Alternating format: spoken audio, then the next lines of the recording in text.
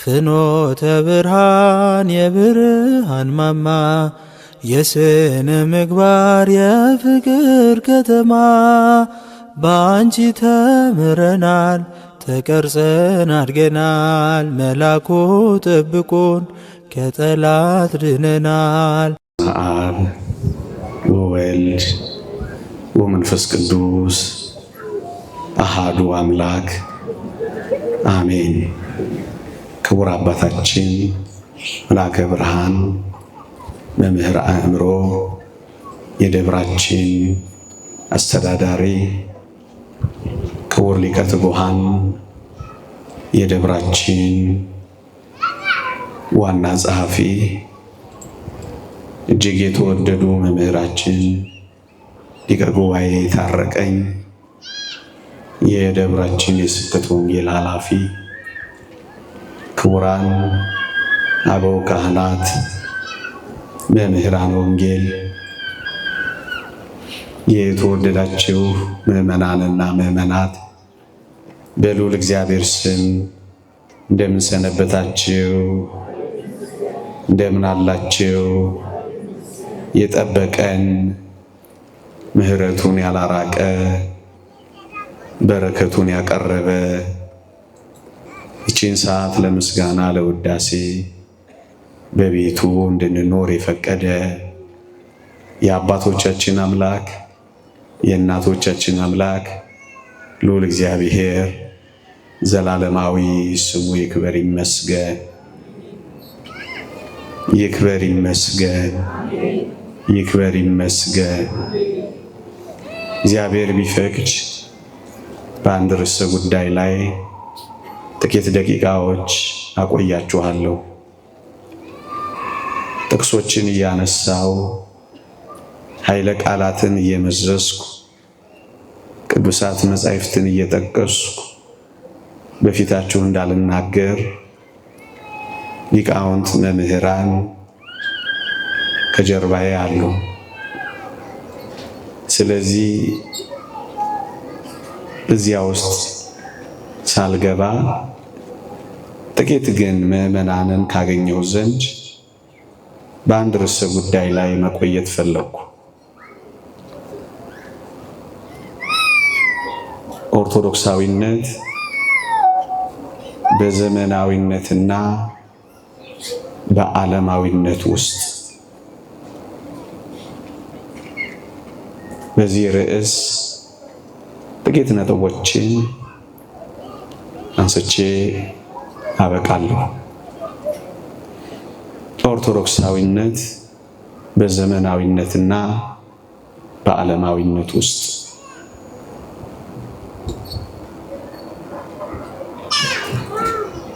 አሁን ካለንበት ከመጀመሪያው የክርስትና ዘመን ጀምሮ ወደ ኋላ ቤተ ክርስቲያን በብዙ መከራዎች አልፋለች። በብዙ ስቃይና እንግልት ክርስትና እዚህ ደርሳለች። ጌታችን በወንጌል እንደተናገረው በዓለም ሳላችሁ መከራ አለባችሁ፣ ነገር ግን አይዟችሁ እኔ ዓለምን አሸንፌዋለሁ ባለው ቃል ኪዳን መሰረት ቤተ ክርስቲያን በብዙ መከራዎች፣ በብዙ እሳቶች፣ በብዙ መንኮራኩር መፈጨቶች፣ በብዙ ከናዳና ከተራራ መጣሎች፣ በብዙ መቃጠሎች፣ በብዙ መሰደዶች፣ በብዙ ሰይፎች፣ በብዙ ሰቅጣጭ መከራዎች ቤተ ክርስቲያን አልጠፋችም። ኦርቶዶክሳዊነት አልከሰምም።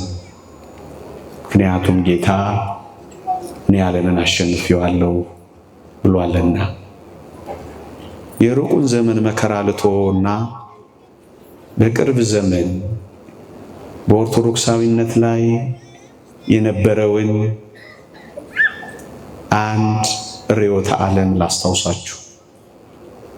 እሱም የኛ ታላላቆች የደረሱበት ርዕዮተ ዓለም ነው። ክርስትናን በጉልበት ኦርቶዶክሳዊነትን በኃይል የማስቆም በእነሱ አባባል የኮሙኒስት ርዕዮተ ዓለም ጉዞ ነበር። ይሄ በ1960ዎቹ ከዚያም ቀደም ብሎ የተቀነቀኑ ሐሳቦች ዋና ግቡ ክርስትናን ማክሰም፣ ሃይማኖት ይውደም፣ ረዥም ዕድሜ ለኢአማኝነት የሚል ሐሳብ ነበር። ደግሞ አለው ሃይማኖትን ማስወገድ ዓላማቸው ነበር።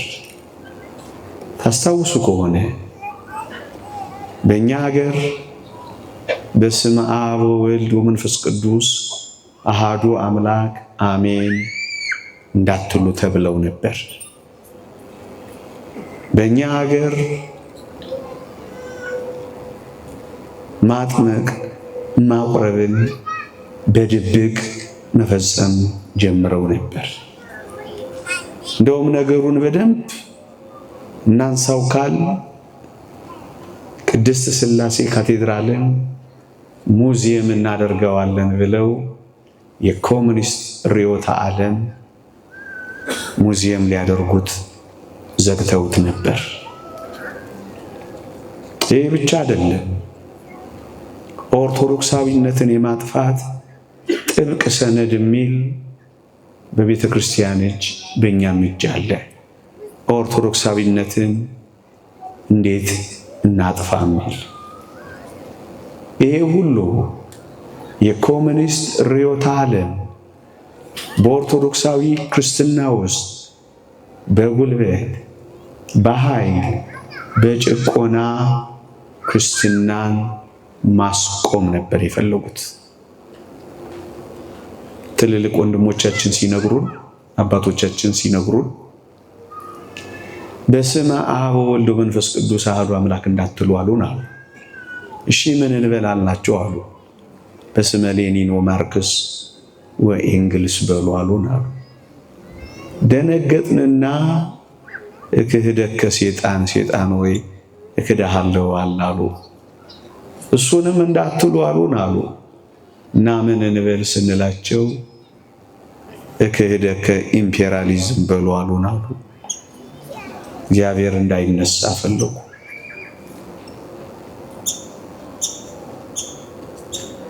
ልብ በሉ። የዚህ ሐሳብ አቀንቃኞች የነበሩ በሩሲያ የነበሩ የኮሙኒስት ርዕዮተ ዓለም የሩሲያ ኦርቶዶክስን ብዙ መከራ ጸኑባቸው፣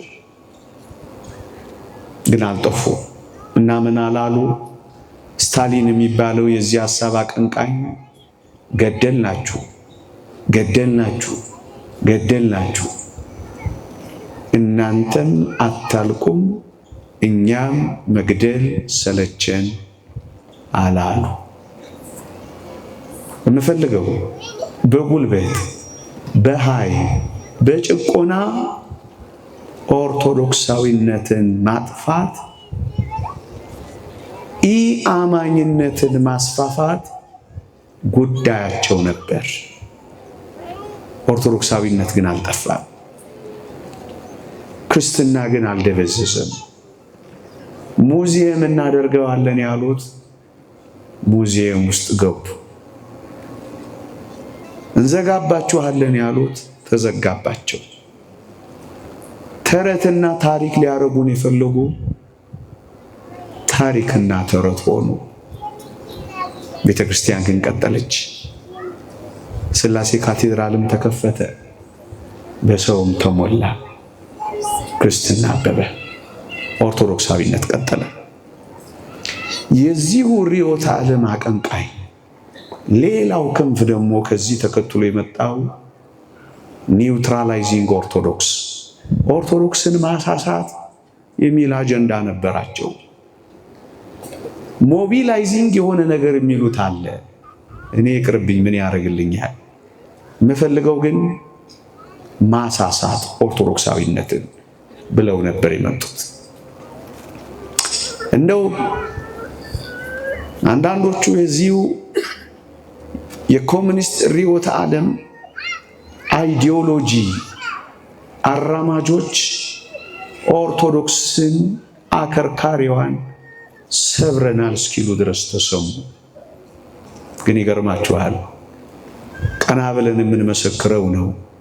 ኦርቶዶክሳዊነት እንደፈለጉት አልሳሳም፣ እንደቸለሱበት አልጠፋም፣ እንደፎከሩበት ሽብርክ አላለም። እንዴ የአከርካሪውን የጀርባ አጥንቱን ሰብረናል እንዳሉት እውነት አልተሰበረም። ጠፋ ሲሉት የሚበራ፣ ተበተነ ሲሉት የሚሰበሰብ፣ ወየበ ሲሉት የሚደምቅ፣ ደበዘዘ ሲሉት የሚያሸበርቅ ይህ ኦርቶዶክሳዊነት ነው። ይልቅ እውነት እንነጋገር ከተባለ ጉዳዬ ከክርስትናና ከኦርቶዶክሳዊነት እንጂ ከማንም የፖለቲካ ርዕዮተ ዓለም ጋር ስላልሆነ የጀርባ አጥንቱን አከርካሪዋን ሰብረናታል ያሉት ያሳዘናል። ተሰበሩ፣ እንዲሰበሩ አንፈልግም። ጥለናታል ያሉት ወደቁ፣ እንዲወድቁ አንፈልግም። ኦርቶዶክሳዊነት ግን አሁንም ቀጠለ። ይሄው ተሰበሰበ። ይሄንን ያዩት የምፈልገው ጉዳይ አሁንም ማነሳው ነው። የኮሙኒስት ርዕዮተ ዓለም በኃይል በጉልበት በጭቆና ክርስትናን ኦርቶዶክሳዊነትን እናጠፋለን ያሉት አሁን ያልኳችሁ የኮሙኒስት ርዕዮተ ዓለም አቀንቃዮች በጉልበት በኃይል በጭቆና እንዳላጠፉት እንዳላኮሰመኑት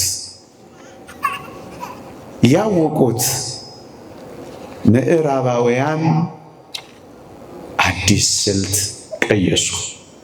ደግሞ አለው በኃይል በጉልበት ሳይሆን የኦርቶዶክሳዊነትን አለመቅሰም የክርስትናን አለመጥፋት ያዩት ምዕራባውያን አዲስ ስልት አመጡ። ምንኛ ሰይፍ አስመዘዘን፣ ምንኛ በጉልበት አታገለን፣ ምንኛ በእሳት አቃጠለን። ይልቅስ አሉ የሥጋ ፈቃድን በእነዚህ በኦርቶዶክሳውያን ክርስቲያኖች ላይ በመጨመር ነፍስን በማጥቃት አምልኮተ እግዚአብሔርን እንዲያቋርጡ ማድረግ እንችላለን አሉ። እሳት ከማንደድ ይልቅ የዝሙትን እሳት እንዲነድባቸው ማድረግ፣ በዚህ ማቃጠል። ከዛስ የነፍስ ፈቃድ ሲሳሳ የሥጋ ፈቃድ ሲጨምር ሳይወዱ በግዳቸው እግዚአብሔርን ይተዉት የለ ብለው የሥጋ ፈቃድ በነፍስ ላይ ሲሰለጥን የሚከተለውን መንፈሳዊ ዝለት እንደ ማጥቂያ መሳሪያ ይዘውት መጡ። ይሄ ምንድነው ካላችሁኝ፣ በሞቴ ተከተሉኝ። ጥቂት ቁም ነገሮችን ነግሬያችሁ ነው ማበቃው። ይሄ ምንድነው ካላችሁኝ፣ የሥጋ ፈቃድ በነፍስ ላይ ሲሰለጥን የሚፈጠረውን የነፍስ ዝለት ተጠቅመው ከአምላካችን ማቆራረጥን ዓለማዊ ማድረግ ብለው በየኑት። ወዳጄ እንደ ትላንትናው ይህ ዓለም ሰይፍ ላይ መዝብ ይችላል። አዎ የክፋት ሰይፍ፣ የመጠላላት ሰይፍ፣ የዘረኝነት ሰይፍ፣ የእኔ ነው ባይነት ሰይፍ ሊመዝብግን ይችላል። እንደ ትላንትናው እሳት ውስጥ ላይ ጨምርልህ ይችላል።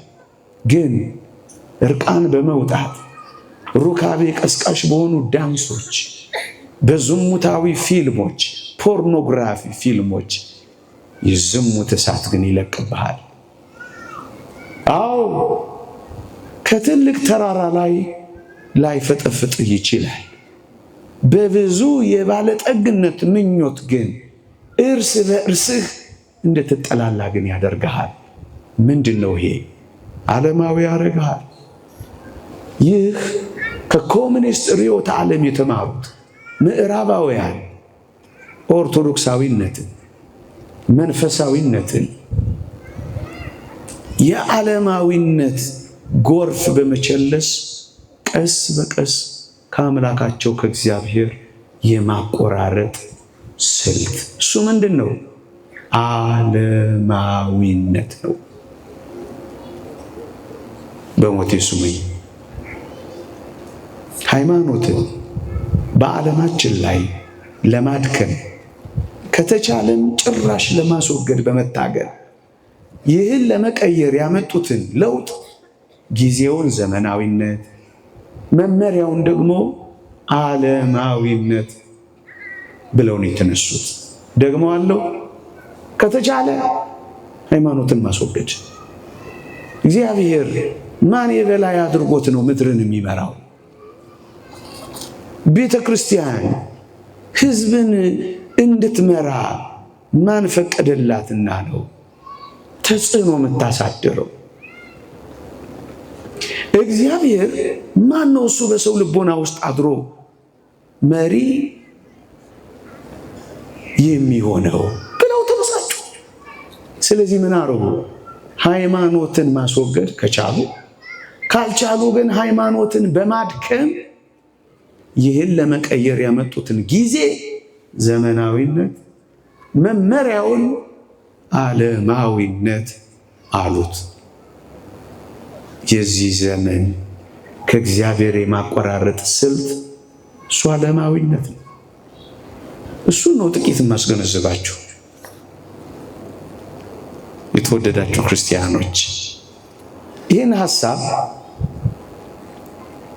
ፖስት ሞደርኒዝም፣ ድህረ ዘመናዊነት፣ ፖስት ሴኩላሪዝም፣ ድህረ ዓለማዊነት ብለው በዋናነት ይህን አስተሳሰብ በምድራችን ላይ ያቀነቀኑት በሞቴ ሃይማኖት እንደ ቀድሞ ተጽዕኖ ፈጣሪና የምድራችን መሪ መሆን የለበትም። ይሄ ፊት ለፊት ያለው አጀንዳ ነው። ከስውር ያለው አጀንዳ ግን ዓለምንና ክርስትና እውነተኛ ሃይማኖተኞችን ኦርቶዶክሳውያንን ለሉሲፈር ለዲያብሎስ አቀባብሎ መስጠት ነው። በምን ሽግግር? በዓለማዊነት። ይህንን ሐሳብ የፈጠሩት ቅድም ያልኳችሁ እግዚአብሔር ለምን ይመራል፣ ሃይማኖት ለምን ቀዳሚ ይሆናል ብለው የተቆረቆሩ እንደ ጥንቱ መሪ እንዲሆን አንፈቅድለትም ያሉ እነ ማክስ ዌበር እና እነ ዶርኪ የሚባሉ ፈላስፎች እንዲህ ሲሉ ተሰሙ። አንዱን ብቻ አነብላችኋለሁ። እንዲህ ይላል። ጥንታውያን አማልክት አርጅተዋል፣ ዶርኪ የሚባለው ነው የሚለው፣ ወይም አልፎባቸዋል። ከዘመናዊው ዓለም አማልክት ጋር ሊወዳደሩ አይችሉም። ዘመናዊ ማህበረሰብ የራሱን አማልክት ይፈጥራል አለ። የጥንቶቹ አርጅተዋል፣ አልፎባቸዋል። እንደውም አለ ከዘመናዊው አማልክት ጋር መወዳደር አይችሉም። ወዳጄ፣ ይሄ ዘመኑ ዓለም የየራሱ አማልክት አለው። በፍጥነት አማልክትንም እየፈበረከ ነው። በቅርቡ ሰምታችሁ ከሆነ የተባበሩት መንግስታት ዮጋ የሚባል ልምምድ ሃይማኖት አድርጌ ተቀብየዋለሁ ብሎ አውጇል። ወዳጄ፣ ምናልባት ጥቂት ስፖርት ሊመስል ይችላል። ምን ሄዶ ግን ከዚያ መንፈስ ጋር ያገናኛቸዋል። እሱን ነው ሃይማኖት ብሎ ዘመናዊው ማህበረሰብ የራሱን አማልክት ይፈጥራል። አንድ መጽሐፍ ማንበብ ትችላላችሁ።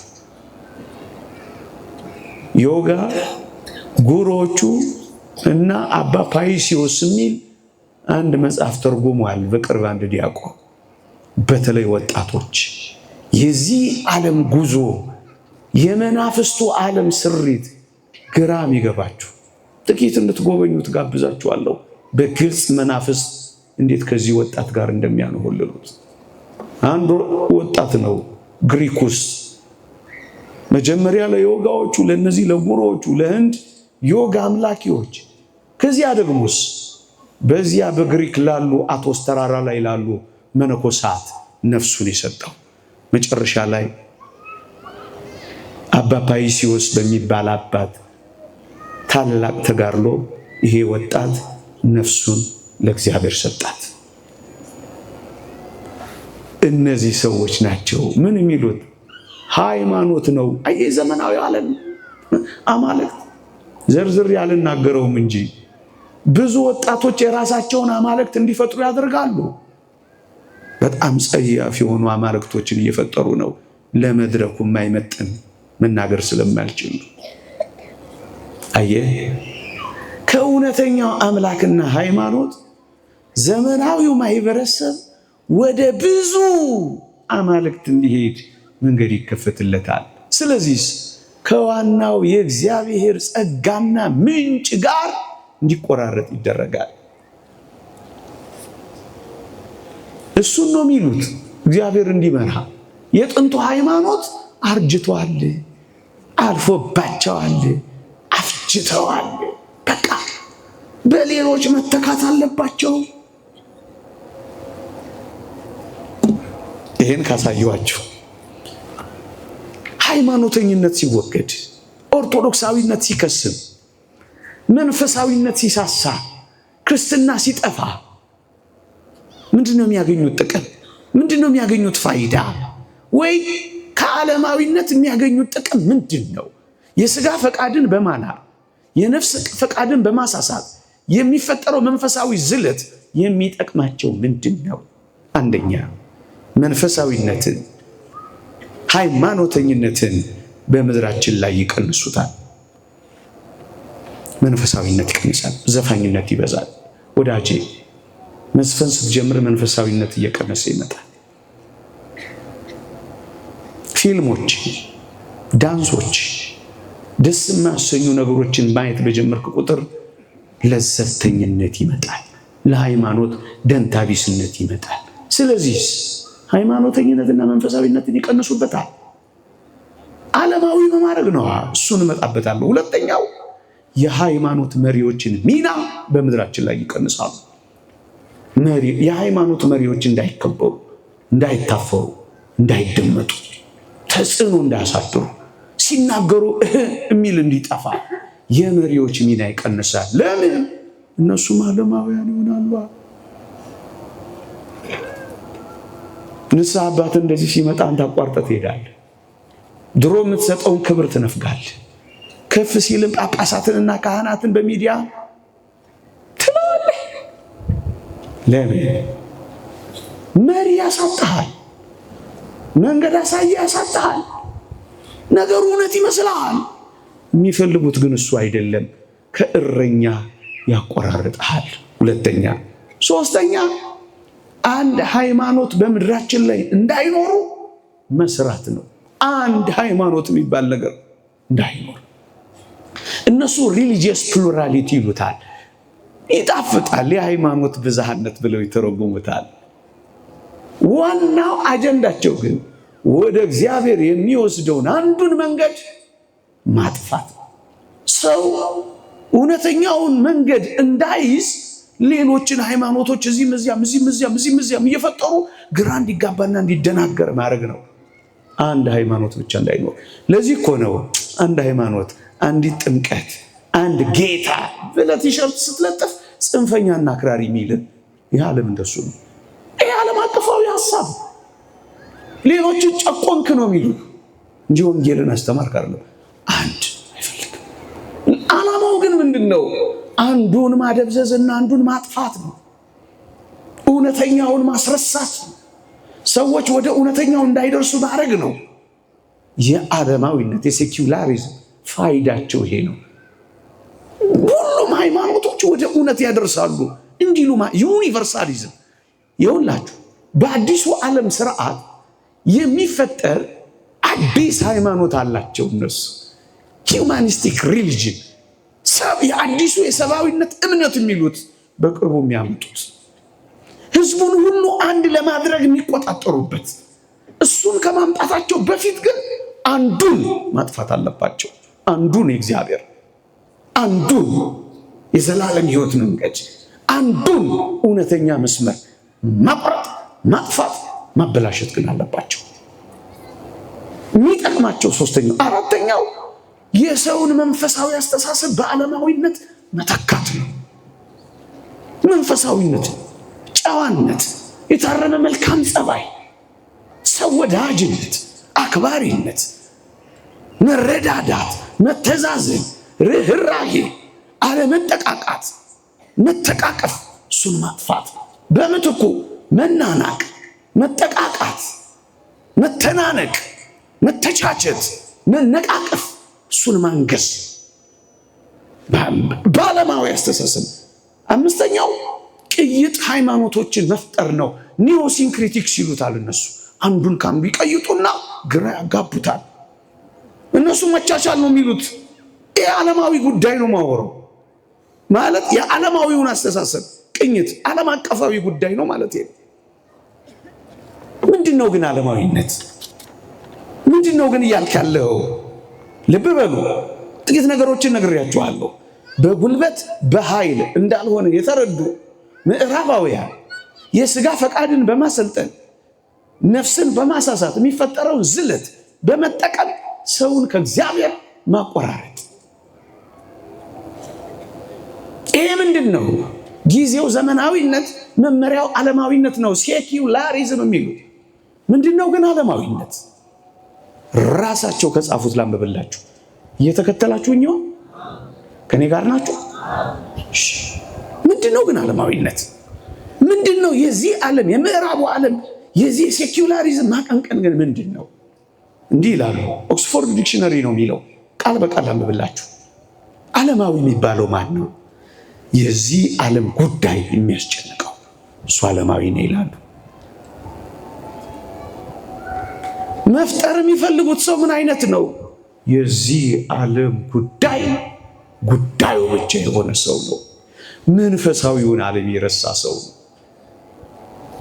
ሆዱ አምላኩ የሆነለት ሰው፣ ሐሳቡ ምድራዊ የሆነለት ሰው፣ ነጋ መብል ጠባ መብል መደሰት ቀዳሚ የሆነ ሰው ነው የዚህ ዓለም ጉዳይ የሚያስጨንቀው። መንፈሳዊ የሆነ ነገር የማይገደው፣ ስለ ቤተ ክርስቲያን አስተምህሮ የማያሳስበው፣ ስለ ገዳማዊ ሕይወት የማይገደው ሰው እሱ ዓለማዊ ነው። እሱን ነው መፍጠር ያለብን ነው የሚሉት። ተሰበከ አልተሰበከ ግድ የማይሰጠው ዓለማዊ ሰው፣ መንፈሳዊ ሆነ አልሆነ ግድ የማይሰጠው ዓለማዊ፣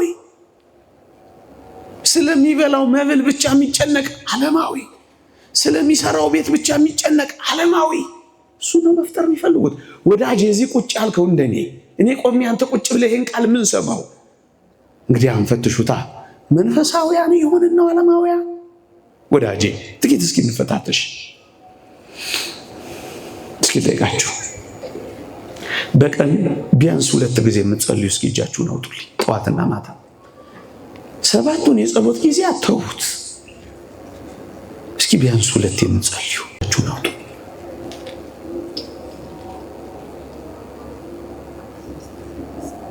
መቼም በትህትና ነው እንጂ ተስፋ እንደማታስቆርጡኝ ይገባኛል። መቼም አይደል? ትህትና ነው። በቀን ቢያንስ 3 ጊዜ የምትበሉ እስኪ እጃችሁን አውጡልኝ። አትበሉም አይደል? እናቴ ብለዋል እሳቸው። ሊቀ ጉባኤ ማይበሉ ሰው ነው የፈጠሩት በዚያ 5 ዓመት። አልሰማችሁኝም እንዴ? ጥያቄ ወዳጄ በቀን 3 ጊዜ የምትበሉ በቀን ግን ጨክናችሁ 2 ጊዜ መጸለይ ካቃታችሁ ምን እየሆንን ነው? በሩታ ምን እንዳትፈሩ ፍሩ። ጸሎት ያቋረጠ መብል የቀጠለ ቀስ እያለ ምንድን ነው የሚሆነው? የዚህ ዓለም ጉዳይ ምን ያለው ያስጨንቀው። እሱ ምንድን ነው? ዓለማዊ። እስኪ ልጠይቃቸው፣ መቼም ሰራተኞችና ተማሪዎች እንደምትሆኑ አስባለሁ። በሳምንት 1-2 ቀን ከስራ የምትቀሩ እስኪ ከትምህርት ቤት ደግሞ 1-3 ቀን የምትፎርፉ እስኪ እጃችሁን አውጡልኝ። እንዴ አትሰሙኝም? እንደ አማርኛ እንዴት ነው? አትቀሩም ከስራ አትቀሩም ከትምህርት። እስኪ በሳምንት 1 ቀን የምታስቀድሱ እጃችሁን አውጡልኝ። ወዲዎች እዚህ መታችሁ ውስጥ ገብታችሁ ወይም እዚህ በሳምንት 1 የምታስቀድሱ ወዳጄ፣ እውነቱን እንነጋገር ከተባለ ስራህን አታስታጉልም፣ ትምህርትንም አትፎርፍም። አስቀደስክ አላስቀደስክ ግን ግድ አይሰጥህም። ከክርስቶስ ቁስሎች አጠገብ ቆምክ አልቆምክ ለአንተ ምንም አይደለም። እመነኝ። የዚህ ዓለም ጉዳይ ብቻ የሚያስጨንቀን ምን ሆነናል በሉት እንጂ አለዚህ ሴኩላሪ ሳናውቀው ተበልተናል። በማለዳ ስለምትበላው ፍርፍር እንጂ በማለዳው ስለምትጸልየው መዝሙር ካላሰብክ ምን ሆነናል በሏት። ዓለማዊ። እስኪ ጥያቄ ልጠይቃችሁ፣ እንደው በሞቴ አላብዛባችሁ እናንተንም አላስጨንቃችሁ። በሳምንት 1 ቀን የመጽሐፍ ቅዱስ ጥቅስ የምታነቡ ወይ 1 ገድል የቅዱስ ወይ 1 ድርሳን የቅዱስ በሳምንት 1 ቀን ወይ በቀን 1 ጥቅስ የምታጠኑ እስኪ እጃችሁን አውጡ። እንዴት ነው እንዲህ ያለሁት ግን እኔ ዛሬ ጎላ ሚካኤል ነው አባታችን። እሺ ልጠይቃችሁ፣ ተውት። በቀን 1 ጊዜ ብቻ ዳታ የምታበሩ እስኪ እጃችሁን አውጡ። አንድ ቦታ ሳስተምር ኧረ ቀኑን ሙሉ በርቶ ነው የሚውለው አለች። እመኑኝ ከእግዚአብሔር ጋር ኔትወርካችን ምን ሆኗል? ተቋርጧል። ከዚህ ዓለም ጋር ሳይቋረጥ ኦን ነው። እንዳትዋሹ። ቴሌቪዥናችን ተበርግዶ ነው የሚውለው። እንዳትዋሹ። የብዙ ሰዎች ምርጫ ዘፈንና ዳንስ። እንዳትዋሹ። ልብ አንጠልጣይ ፊልሞች፣ ልብ የሚያንሆልሉ የቱርክ ድራማዎችን እንጂ የክርስቶስን ሕማም ለማየት ብዙዎቻችን ዘግይተናል። የእግዚአብሔርን ቃል ማንበብና ማጥናት ትተናል። ድርሳናትንና ገድላትን የቅዱሳንን ታሪክ ሳይሆን የፕሪሚየር ሊግ ኳስ ተጫዋቾችን ቤት ካሬ ሜትርና የጫማቸውን ቁጥር የሀብታቸውን መጠን መቁጠር ስራው የሆነ ሰው መንፈሳዊ ነው ዓለማዊ በሉት። የሂሳብ አካውንታችን ስንት እንደደረሰ እንጂ ጽድቃችን ስንት እንደደረሰ መቁጠር ትተናል። ወራዊ ፋይናንሻል ስቴትመንት ባንክ ሪኮንሲሌሽን እንጂ የምናሰራው ወራዊ የንስሐ አባታችን ጋር ጉብኝት የለንም። መንፈሳውያን ነን፣ ዓለማውያን ነን። ይኸውልህ የሥጋ ፈቃድን በመጨመር የነፍስ ዝለት ይላል ነው የማይጸልይ የማያስቀድስ ንስሐ ማይገባ የማይቆርብ ግን ኦርቶዶክሳዊ ጉባኤ ይመጣል፣ ዝም ብሎ ይቀመጣል፣ ግን ይወጣል። ይሄ ምንድን ነው? ዓለማዊ።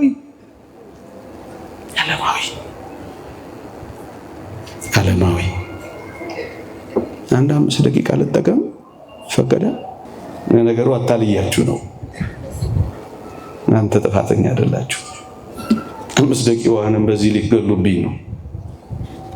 እየገባችሁ ነው ግን ማውራት የምፈልገው ሐሳቤ ግን ገብቷችኋል? እንደው በትክክል ባልገልጸው እንኳን ትንሽ እንደው ከተረዳችሁኝ 3 አይነት ዓለማዊነት ብለው ፈጥረዋል። እየነገርኳችሁ ነው። በጉልበት በኃይል አልቻሉም። ምዕራባውያን ምን አሰቡ? የሥጋ ፈቃድን በነፍስ ላይ በማሰልጠን የሚፈጠረውን መንፈሳዊ ዝለት በመጠቀም መንፈሳዊነትን መቀነስ፣ ሃይማኖተኝነትን ማጥፋት። ለዚህ እኮ ነው ብዙ ሰው ኦርቶዶክሳዊ ነው የሚመጣው ግን በዓመት 1 ቀን ነው። መቼ? ስቅለት ዓርብ።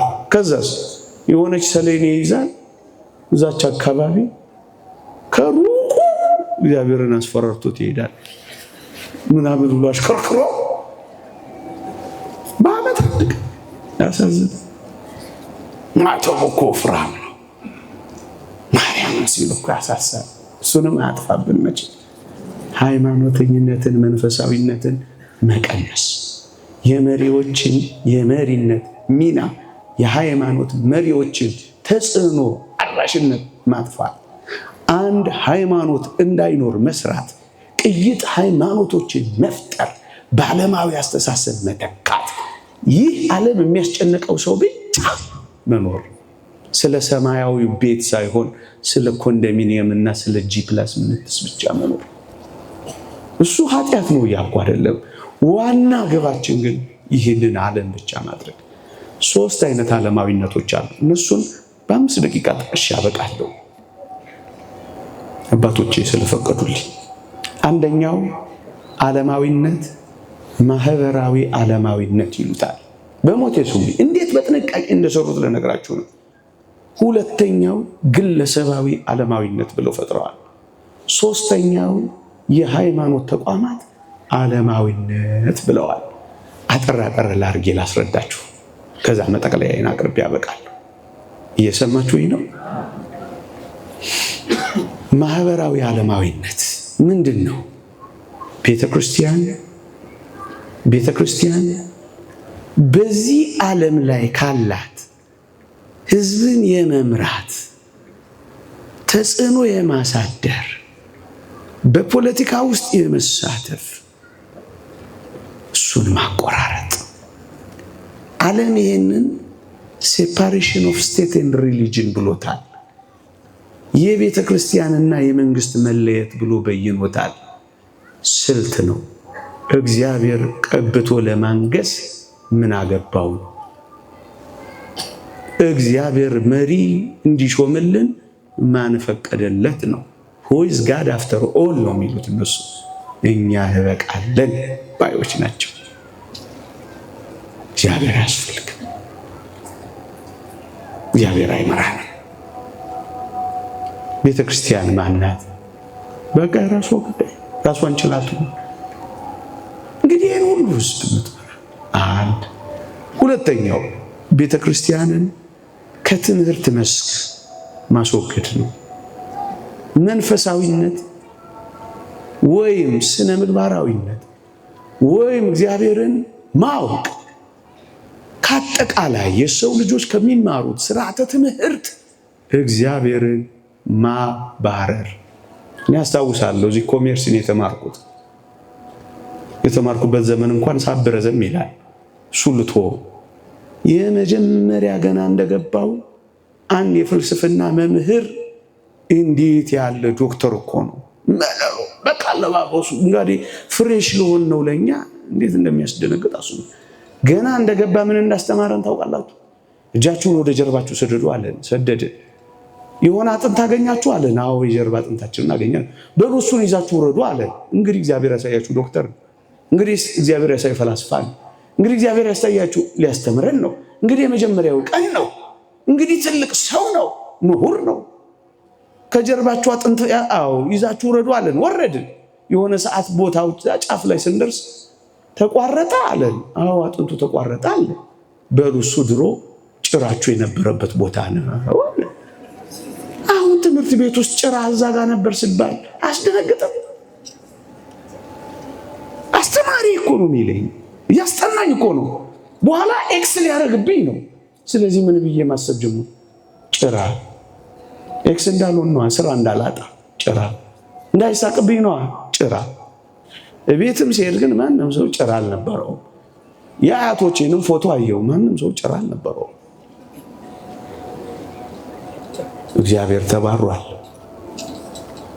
ሌላ ርዕዮተ ዓለም መጥቷል። ሰው ከዝንጀሮ ነው የሚል ወዳጅ። ትምህርት ሰውን እንደሚቀይር፣ ትምህርት ሰውን እንደሚቆጣጠር ስለሚያውቁ በትምህርት ሰበብ እግዚአብሔርን አባረሩ። 2 ሶስተኛው ሰው የሚያየው የሚሰማው ሁሉ ሚዲያ ነው። ስለዚህ እግዚአብሔር የሚባል ነገር እንዳይሰማ፣ ፈጣሪ የሚባል ነገር እንዳይነገር በዓለማችን ላይ ከዚያ ይልቅስ ሴጣንን የሚያበረታቱ አሁን በቅርቡ አላያችሁም? እዛ ብራዚል የነበረውን ካርኒቫል ሴጣን ሲያሸንፍ ኢየሱስ ክርስቶስ ሲሸነፍ ይህን ካርኒቫል እነ ዩሮ ኒውስ ለምን ስፖንሰር ማድረግ አስፈልጋቸው? ሚዲያዎች የሚፈጥሯቸው ፊልሞች እዩት ብዬ አልጋብዛችሁም። ዘፈን፣ ኮንሰርቶች እዩት ብዬ አልጋብዛችሁም። እኔ አይቼ ከነገርኳችሁ ታምኛላችሁ። I sold my soul to the devil ነፍሴን ለሰይጣን ሸጫለሁ ይላል ቆሞ። አሜን ይላል ጀማው። በሚዲያ እግዚአብሔርን ማባረር፣ መንፈሳዊነትን ማጥፋት፣ በሁሉም ነገር ማሳሳት፣ በሁሉም ነገር ማሳሳት፣ በኳሱ፣ በዘፈኑ፣ በፊልሙ ወጣቱን መቆጣጠር፣ ወሬውን ሁሉ እሱን ማድረግ። አሁን በቀደም መቼ ነው? የዛሬ 10 ቀን ነው። እዚህ ሚሊኒየም አዳራሽ ሳልፍ ብዙ ወጣቶች ፀጉራቸው ጨብረር ብሏል፣ ሱሪያቸው ወርዷል።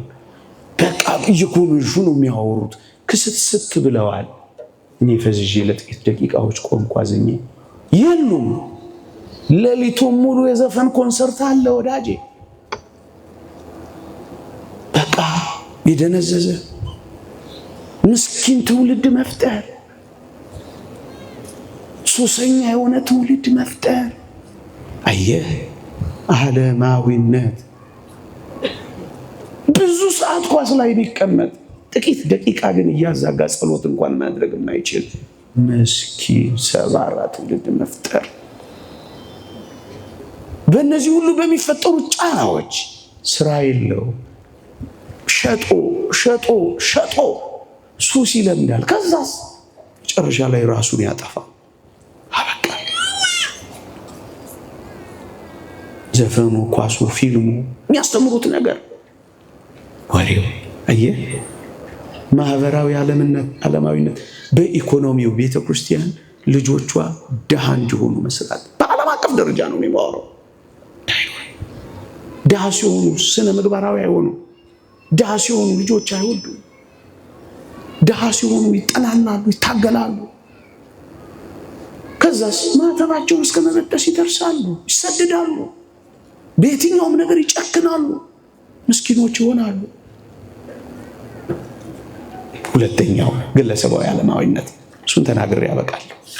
ግለሰባዊ ዓለማዊነት እሱ ምንድን ነው? የሰዎች ከክርስትና መነጠልና የእምነትና የመንፈሳዊ ተሳትፎ መድከም ናቸው። መጀመሪያ ቤተክርስቲያንን ከመንግስት፣ ከትምህርት፣ ከኢኮኖሚ፣ ከሳይንስ፣ ከሚዲያ መነጠል፣ እሱ ተፈጽሞ አብቅቷል። ሁለተኛው ግለሰብ ኦርቶዶክሳውያን ክርስቲያኖችን ከመንፈሳዊ ህይወት የእምነት ተሳትፎ መነጠል። ይሄንን በደንብ አብራርቼ ያበቃለሁ። ምን ማለት መሰላችሁ? አማኝ ከሚሆን ይልቅ ምክንያታዊ እንዲሆን፣ ምክንያተኛ እንዲሆን፣ ምክንያታዊነት እንዲያ ራሽናሊስት ይሉታል፣ በምክንያት እንዲኖር ይሉታል። ይሄ ምን ማለት መሰለ? ስትጠመቅ ስለ ቅዝቃዜው ካሰብክ አንተ አማኝ መሆን ቀርቷል። ስትጾም ስለ መክሳት ካሰብክ፣ ስትመጸውት ስለ ማነሱ ገንዘብ ካሰብክ፣ ስትሰግድ ስለ ድካም ብቻ ካሰብክ፣ አየህ አማኝ መሆን ይቀራል። ሰዎች የህይወት ተሳትፎ እንዳይኖራቸው ማድረግ፣ ከቅዱሳት መጻሕፍት መርህ ይልቅ ሳይንስና ምርምርን፣ በህብረት ከመኖር ከማህበራዊ ጋርዮሻዊ ኑሮ ይልቅ ግለኝነትን ማብዛት። ቤት ውስጥ ይገባል፣ ቻናል ይከፍታል፣ ብቻውን ይቀመጣል እየጎረጎረ እዚህም እዚያም። ሚስት ጓዳ ውስጥ ብቻዋን ስክሮል እያደረገች ታያለች። ልጆች ጌም ይጫወታሉ፣ አይነጋገሩም። የረባይ ስም የሚጻፍ ይመስል ጸጥ ቤቱ። ግለኝ ማህበራዊ ህይወቱ ተሰብሯል። ባል ከሚስት ጋር እዛ አሜሪካን እንደሰማነው እኮ ነው። ባል ምሽት ይሰራል፣ ሚስት ቀን ትሰራለች። ሲነገረን ኮሪደር ላይ ነው የምንገናኘው አለ። ሃይ ተባብለን እንሄዳለን አለ።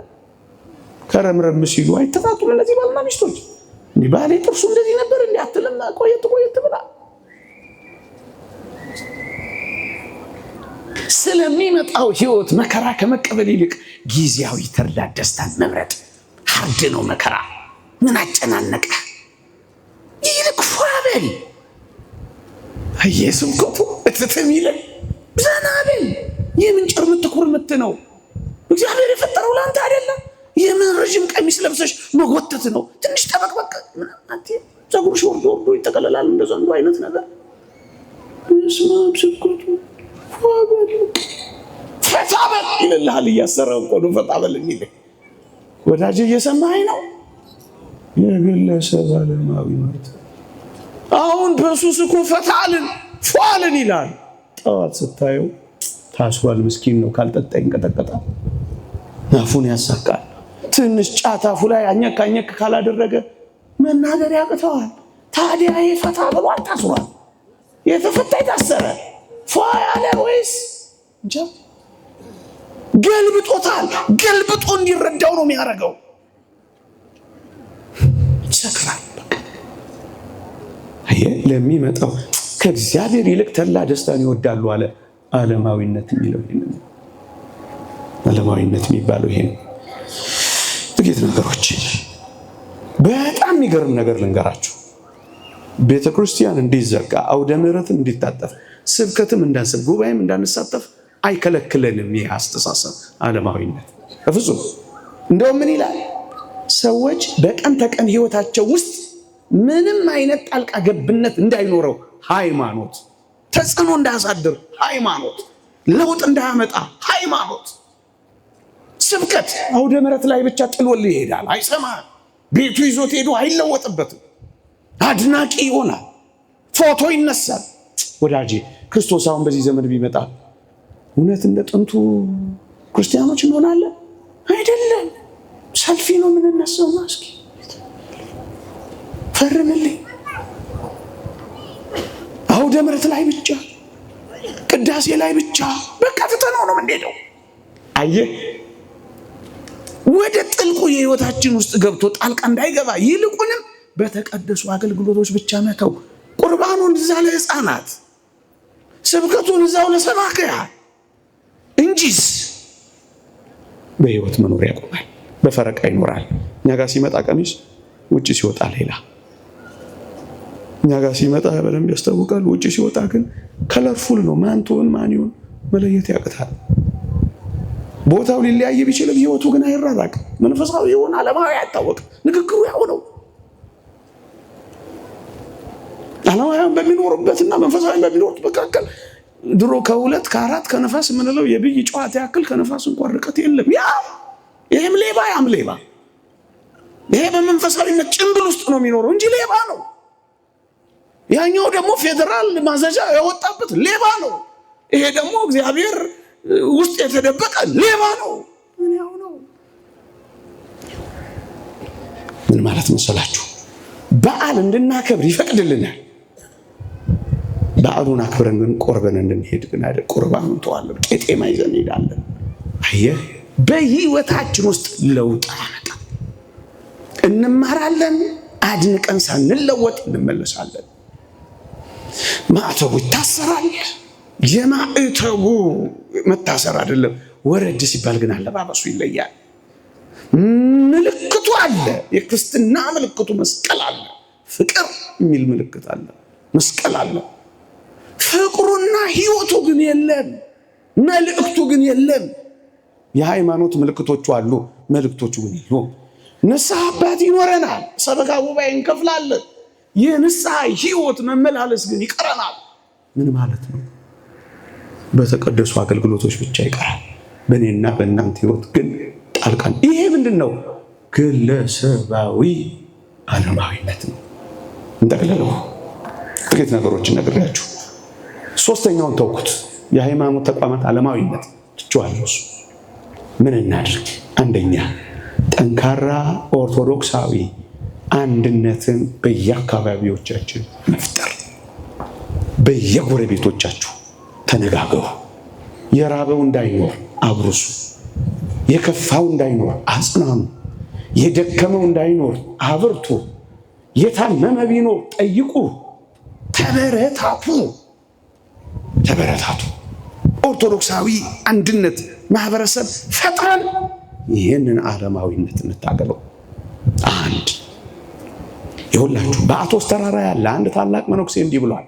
በመጨረሻው ዘመን ኦርቶዶክሳውያን በምግብ ሰብል ራሳቸውን ካልቻሉ መኑኝ ዓለም ያጠፋቸዋል ይላል። ለዚህ ነው እነ ቢል ጌትስ ምግብን ከተቆጣጠርን ዓለምን እንቆጣጠራለን ሲል የነበረው በቀደም። ይህን ካልተናገርኩ ታዲያ እኔ ምን ልነግራችሁ ነው? እሺ እንዳትዘጋጁ ካላደረኩ እሺ ምን ላወራላችሁ? ጥቅሱንም አሰማችሁት፣ ትርጓሜውንም ይኸው ቀመማችሁት። ታውቁታላችሁ። የትኛውን ጥቅስ ጠቅሼ ልባችሁን ልንካችሁ አልችልም። የኔ ልብ ሳይነካ እናንተ መንካት አልችልም። ግን አንድ ነገር እንዘጋጅ። ሁለተኛ ቤተሰባዊ መዋቅራችሁን ጠብቁ። በትንሽ በትልቁ አታኩርፉ። ችግር ይፈታል እንጂ ትዳር አይፈታም። ትዳራችሁን የሀሳብ መስጫ ሳጥን አታድርጉት። ወላጆቻችሁን በማገዝና በትዳራችሁ ከሚስታችሁና ከልጆቻችሁ ጋር በመኖር መካከል ያለውን ኃላፊነት ትክክለኛውን ሚዛን አስጠብቁት።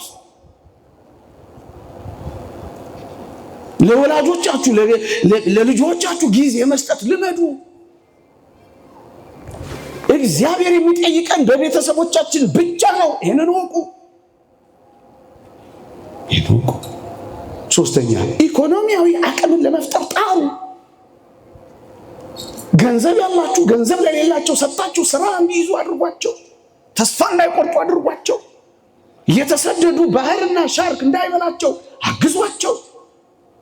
ኃጢአት አይሁን እንጂ የትኛውንም ስራ በመስራት ጠንካሮች ሁኑ።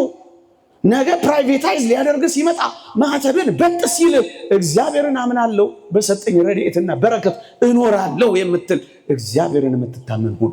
መኖሪያ የዘላለም አምላክ መሆኑን እወቅ። ስራ ተማሪ ከሆንክ በደንብ አጥና። ይሄ በቃ ባለፈው ድሮ ገና እዚህ ልጅ እንዳለን እዚህ እንደነገረን ሰው እንዳትሆን ለምሮ ማጣጣናዋል ነው። እዚህ ሰንበት ትምህርት ቤት መጨረሻ አካባቢ የፈተና ሰሞን እኮ ነው። እስከ 58ኛው ቅዱስ ሚካኤል መጥቶ በለው ቢበለው ሲበለው ይለኛል አለ። 59ኛውና 60ኛውን ግን አንተ ስራው ብሎኝ ይሄዳል። እንዲህ አይነት አላጋጭ ሰው ያስፈልጋል። ፈተና ሲደርስ ቀዝቃዛ ሴንኬሎ ውስጥ እግርህን ዘፍዝፈህ እንድታጠር አይፈቀድም። አጥና፣ በርታ፣ ጠንክር፣ ተማር። ወላጆችህን ጡር። በዘመናዊነትና በዓለማዊነት ውስጥ ይቆየ። ገብቷችኋል? የፈለኩት ገብቷችኋል? ፍኖተ ብርሃን የብርሃን ማማ የስነ ምግባር የፍቅር ከተማ በአንቺ ተምረናል ተቀርጸን አድገናል። መላኩ ጠብቆን ከጠላት ድነናል።